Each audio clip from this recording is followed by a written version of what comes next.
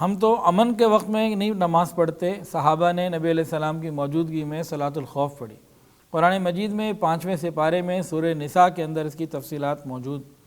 خلاصہ اس کا کچھ اس طریقے سے ہے، اس کے ایک سے زیادہ طریقے ہیں، ایک طریقہ عرض کر دیتا ہوں تاکہ ہمیں نماز کا اہتمام سمجھ میں آ جائے۔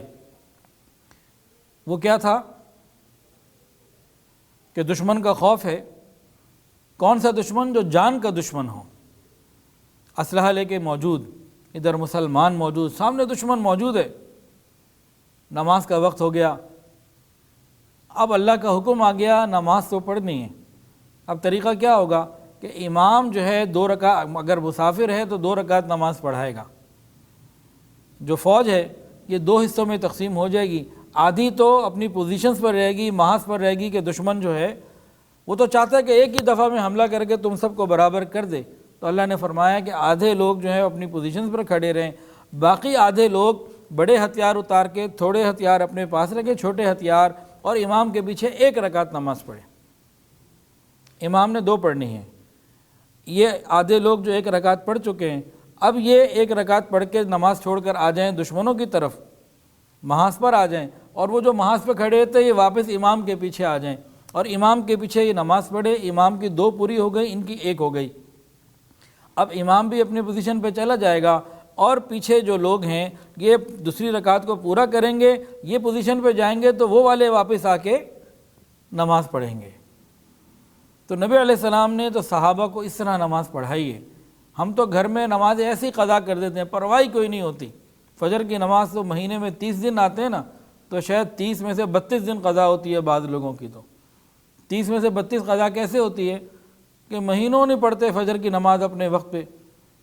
ان الصلاۃ کانت علی المؤمنین کتابا موقوتا، کہ نماز کو اللہ نے اپنے وقت کے اوپر فرض قرار دیا ہے، ہر نماز اس کے وقت میں پڑھنی ہے، فجر کے وقت میں، ظہر کے وقت میں، عصر کے وقت میں۔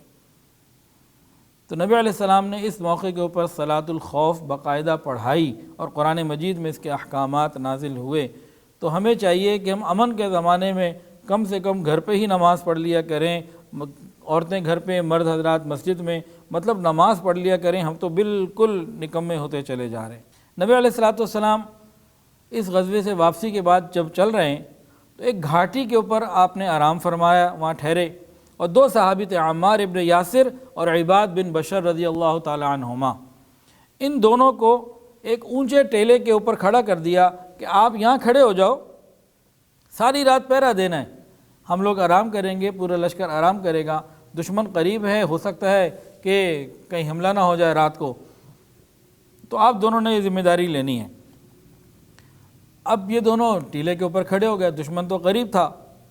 ان لوگوں نے کہا جو ساری رات ہم نے کھڑے ہونا ہے تو ایسا کرتے ہیں، آدھی رات ایک جاگے اور آدھی رات دوسرا جاگے، تاکہ فرض بھی پورا ہو جائے، اور کل پھر سفر کرنا ہے، آج بھی سارا دن سفر کر کے آئیں، کچھ آرام بھی ہو جائے۔ تو یہ طے کیے انہوں نے۔ تو اس کے بعد عمار ابن یاسر رضی اللہ عنہ سو گئے، اور عباد ابن بشر رضی اللہ تعالی عنہ یہ کھڑے ہو کے پہرا دینے لگے۔ اب کھڑے ہیں، پہرا دے رہے ہیں، اتنے میں ان کو خیال آیا جب میں نے کھڑے ہی رہنا ہے، جاگنا ہی ہے، تو کیوں نہ میں قرآن مجید کی تلاوت کروں اور نماز پڑھوں۔ ان کا تو پسندیدہ شوق ہوتا تھا کہ نماز میں کھڑے ہو کے اللہ کا قرآن پڑھنا۔ اب انہوں نے جناب نماز کی نیت باندھی اور نماز پڑھنی شروع کر دی۔ کسی روایت میں کہ سورہ کہف کی تلاوت ہے، کسی میں ہے کہ سورہ یوسف کی تلاوت ہے، بہرحال قرآن مجید کی تلاوت شروع کر دی۔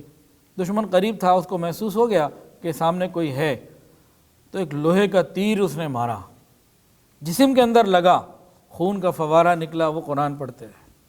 ایک اور تیر مارا، پھر خون نکلا، لیکن وہ قرآن پڑھتے رہے۔ پھر ایک اور تیر آیا، وہ تیر کو نکالتے رہتے تھے اور قرآن پڑھتے رہتے، تیروں پہ تیر کھاتے رہے، قرآن پڑھنا نہیں چھوڑا۔ اتنے میں جب تیر زیادہ آ گئے نا اور خون خاصا نکل گیا، تو ان کے دل میں یہ خیال آیا کہ ہمیں رسول اللہ صلی اللہ علیہ وسلم نے یہاں ڈیوٹی پہ کھڑا کیا ہے، ایسا نہ ہو کہ زیادہ خون بہہ جانے کی وجہ سے میں بے ہوش ہو جاؤں اور فرض منصبی میں خلل آ جائے جو حضور نے دیا ہے۔ تو فوری طور پر جلدی نماز پوری کی، اور جو صحابی صورت عمار ابن یاسر، ان کو اٹھایا, کہا کہ اٹھو کھڑے ہو جاؤ, دشمن قریب ہے. انہوں نے دیکھا تو کہا پہلے کیوں نہیں اٹھا دیا؟ کہا کہ اٹھایا صرف اس لیے ہے کہ فرض منصبی فوت نہ ہو جائے, ورنہ جو صورت میں پڑھ رہا تھا, اگر سورہ کہف تھی سورہ کہف یا سورہ یوسف کو پڑھے بغیر میں کبھی بھی اپنی نماز نہ پوری کرتا, ہاں تیروں پہ تیر کھاتا رہتا. یہ بھی تو کوئی قرآن سے محبت اور نماز سے محبت ہے نا. ہم تو نماز پڑھے ہوں, مکھی سامنے آ جائے, ناک پہ بیٹھ جائے, ہماری نماز خراب ہو جاتی ہے. ہماری دور سے کوئی ہمیں آواز دے تو ہم ادھر متوجہ ہو جایا کرتے ہیں. اللہ تعالی ہمیں بھی صحابہ کرام جیسی نماز پڑھنے کی توفیق عطا فرمائے. ویڈیو کے نیچے سبسکرائب کے بٹن پہ کلک کریں, بیل کے آئیکن پہ کلک کیجئے تاکہ ہر نئی ویڈیو کی نوٹیفیکیشن آپ کو مل جائے.